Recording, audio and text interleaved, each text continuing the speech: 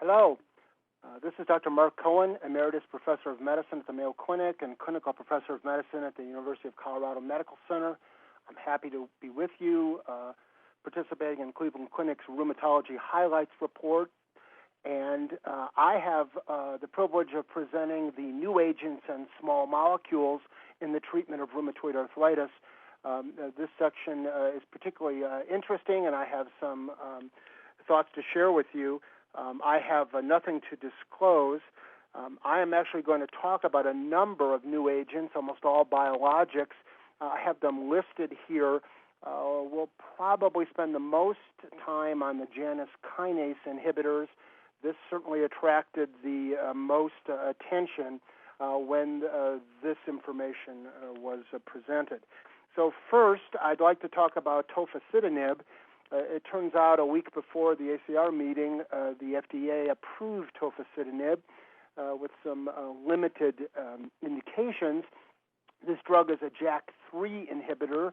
It may inhibit other JAKs as well, but primarily a JAK3 inhibitor with now a large body of trials in patients with rheumatoid arthritis. We will refer several times to the 5 phase 2 and 3 trials, some of which have long-term extensions. So this is quite a large number of patients, 4,789 patients, but with limited patient years of exposure, as you might expect, since this product is new.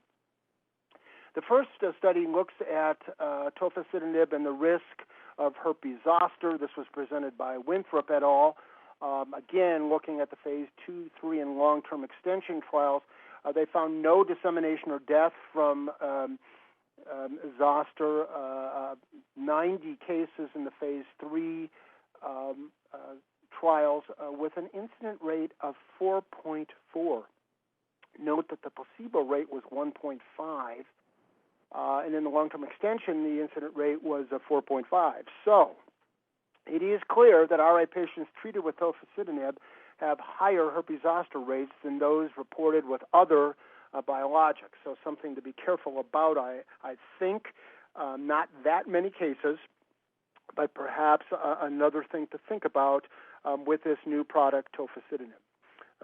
Next is, again, a safety review, this time by Geyer et al., who does work for Pfizer. And this was a meta-analysis of malignancies, serious infections, and serious adverse events with Tofacitinib compared to other biologic treatments in RA clinical trials. So a very large meta-analysis, 80 randomized clinical trials with 31,000 patients versus the Tofacitinib 5 phase 3 controlled trials and long-term extensions. Event rates for Tofacitinib with regards to malignancy, 0.62. With regards to serious infections, 2.91, and with regards to serious adverse events, 10.3. Interesting, I think that this is about the same as what has been reported across all the other biologics. This, again, is in a relatively small number of patients with a relatively small exposure. So this is early days with regards to this drug, but an interesting approach if you like meta-analyses, and those of you who have heard me before know that I don't. The last safety slide looks at TB and Tofacitinib, again presented by Winthrop et al., again looking at that collection of phase 2, 3, and long-term extension trials. The TB incidence rate was relatively small at 0.173 and varied according to where the patients were from. High areas of TB obviously related to high numbers of patients treated with this drug. So the RA patients treated with Tofacitinib seem to have similar TB rates as other biologic and even non-biologic DMARDs. They do conclude, and I would remind you, that patients should be screened before this treatment. There was also some data regarding whether or not patients with latent TB infection could be successfully and safely treated with INH while receiving Tofacitinib. And although there were a small number of patients, 209, the conclusion was that this was probably safe. All right. Now, moving on to other effects. Remember that the clinical trials, the 5 phase 3 clinical trials were out there. We are looking then for what's new, and one of the things that was new is the more careful presentation of radiographic data. So Desiree van der Heide et al. Did present some information regarding tofacitinib from one of the phase 3 trials. This was the trial of methotrexate incomplete responders, originally 797 patients, 535 who made it through 24 weeks. The efficacy was nicely maintained over the 2 years with ACR 20/50/70 rates of 73, 48, 49, and 27. I think those nice numbers. DAS remissions also fairly significant. And then they looked at mean sharp score changes. And I want to be very careful that I remark here appropriately, because what they demonstrated was that the mean sharp score change was 0.48 for the group that was 5 milligrams BID, 0.23 for the group that was at 10 milligrams BID. They also had groups that had started on placebo and then changed to 5 milligrams of tofacitinib BID, and placebo changing to 10.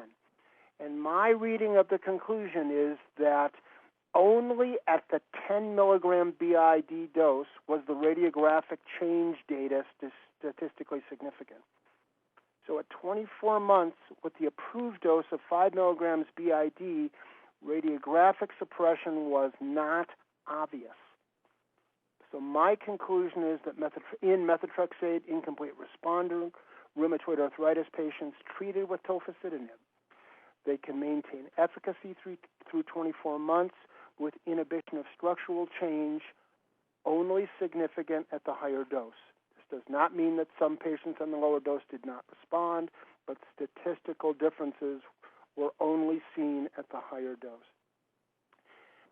And interestingly, that paper was not the oral presentation. The oral presentation was by Fleischmann et al., looking again at efficacy and radiographic effects, this time in the methotrexate naive study.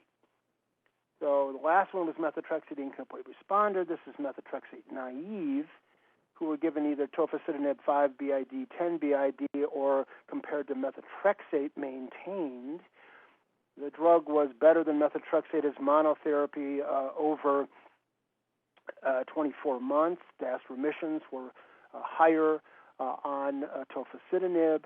Mean sharp score changes were better, actually smaller and statistically significantly smaller on tofacitinib. So here, as monotherapy, methotrexate naive patients treated with tofacitinib, they improved signs and symptoms, physical function, and inhibition of structural change versus methotrexate monotherapy. So interesting about the two groups, interesting which was presented orally, very interesting, and please read this data carefully.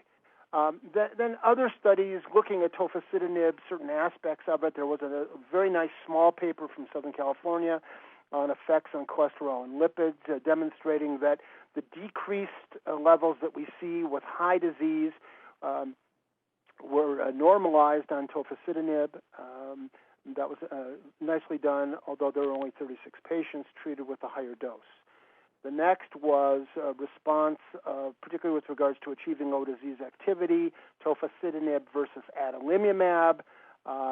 This was from van Vellenhoven et al., a nice presentation looking at several doses, but this was post hoc and really concluded that if you didn't respond by 3 months, you probably, with regards to achieving low disease activity, you might not ever get there. So I think an interesting conclusion, and I would be careful about thinking that tofacitinib was superior to adalimumab.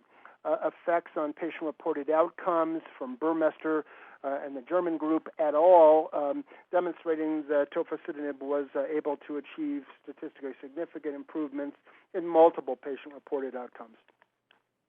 There was a small trial of patients on this drug for up to 48 months, so now up to 6,000 plus patient years of exposure, again demonstrating relatively stable responses and no new safety signals, but again a small number of patients and still not exposed for very long.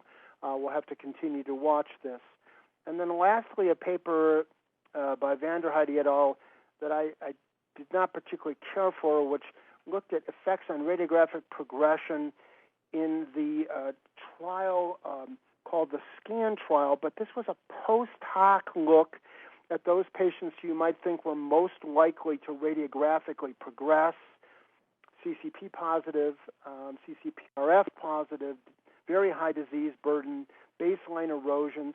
In those patients, both the 5 milligram BID and 10 milligram BID dose of tofacitinib demonstrated a statistically significant inhibition of damage progression compared to placebo. Hopefully these drugs would be better than placebo. So they post hoc picked the patients most likely to progress and demonstrated that the drug did work compared to placebo in that group. So we have tofacitinib now approved. This is very new data regarding particularly radiographic effects. They did not ask for or get from the FDA radiographic inhibition approval, and we'll see where they want to take this drug next with regards to clinical studies. So some updated information about this drug that is not now available. And then quickly now, another JAK inhibitor, this time a JAK1/2 inhibitor called baricitinib, looked at in 24-week studies, first by Genovese et al., 301 patients, methotrexate incomplete responders, demonstrated that the drug works clinically. It worked for suppressing disease activity and HAC with reasonable safety profiles with reasonable safety profiles without much change compared to prior biologics. In fact, there was a sub-study in the next abstract by Peterfy et al. Looking at MRI change, and in fact, MRI changes were also suppressed by this JAK1, JAK2 inhibitor, baricitinib. So I think this drug is also going to go forward. No new safety signals and two nice presentations regarding its effects. Next, and quickly, another JAK1 inhibitor, so you get the feeling that JAK inhibition is popular and perhaps important. This is a very small study of 24 patients suggesting that selective JAK1 inhibition might be efficacious and safe. That drug does not have any other JAK inhibition besides one. An interesting paper from Kass et al. Regarding a gonadotropin-releasing hormone antagonist in rheumatoid arthritis. 99 patients treated with cetrorelix. This is an antagonist to a gonadotropin-releasing hormone, which what has been found to stimulate immune response. So you're blocking that stimulation, and in fact, the drug worked quickly to improve symptoms in rheumatoid arthritis patients. It may be doing it via lowering TNF levels. So this is a very interesting paper, nicely presented in an oral presentation about a new way of looking at perhaps TNF suppression, or at least improving some patient signs and symptoms with rheumatoid arthritis. Next, and from this point forward, some very small studies about novel approaches. Rozanolizumab, which is a drug which is a very specific small, what is called a nanobody, which neutralizes TNF and binds to other proteins. So this is one of those very small, very engineered, very focused antibodies, this one blocking TNF. A fair number of patients, 266 eventually treated, 2-year data. So fairly impressive presentation by Fleischmann et al. Demonstrating that this nanobody was effective and well-tolerated in methotrexate incomplete responding rheumatoid arthritis patients. So this possibly will go forward as well. Other approaches are summarized now quickly. This F8 IL-10 product, very interesting way to get at anti-inflammatory sites with IL-10, but only 3 patients treated, so a nice concept, if you will. An antibody to the IL-6 receptor was reported, this time in 28 patients. There is more work on anti-IL-6 monoclonals. This is olokizumab, which blocks the final assembly of the IL-6 signaling complex. So different than usual, 38 patients treated with some efficacy, so a very interesting and novel approach perhaps going forward. And then lastly, the novel JAK inhibitor, which blocks JAK1 and 3, so an interesting combination, really phase 1/2 trial given to patients who are already on methotrexate, no unusual toxicity, and phase 2 trials upcoming. And then lastly, IL-21, which is this cytokine that comes from or is excreted by certain cells and thought to participate in rheumatoid arthritis ongoing activity, if you will. So it's produced mainly by activated T cells, especially T17 cells. And in this trial, really, which was 64 patients, it seemed to work in its highest dose. Now, whether or not this will work in longer-term trials, whether or not they can get the right dose, and whether or not it'll be safe remain to be seen. But what I've tried to do is present the most data about Tofacitinib, because that product is now available, and the approval was very close to the presentation of the data that I've shown you. Baricitinib, another JAK inhibitor, this time 1/2, probably going forward. Specific JAK1 inhibitor also available. A novel JAK1/3 inhibitor coming down the road, and some other novel approaches to the treatment of rheumatoid arthritis, really indicating that our future should be bright. We're using a lot of new approaches. The JAK inhibitors particularly fascinating in that they seem to continue to work over long periods of time, at least longer periods of time, without any readjustment from the immune system and without any new toxicities, but time will tell. So very interesting data. Pleasure to be with you. Love to talk to you about these things if you want to find me. And I certainly look forward to talking to you again in the future. Thanks so much for listening, and be sure to listen to the other presentations by other presenters. Thanks so much.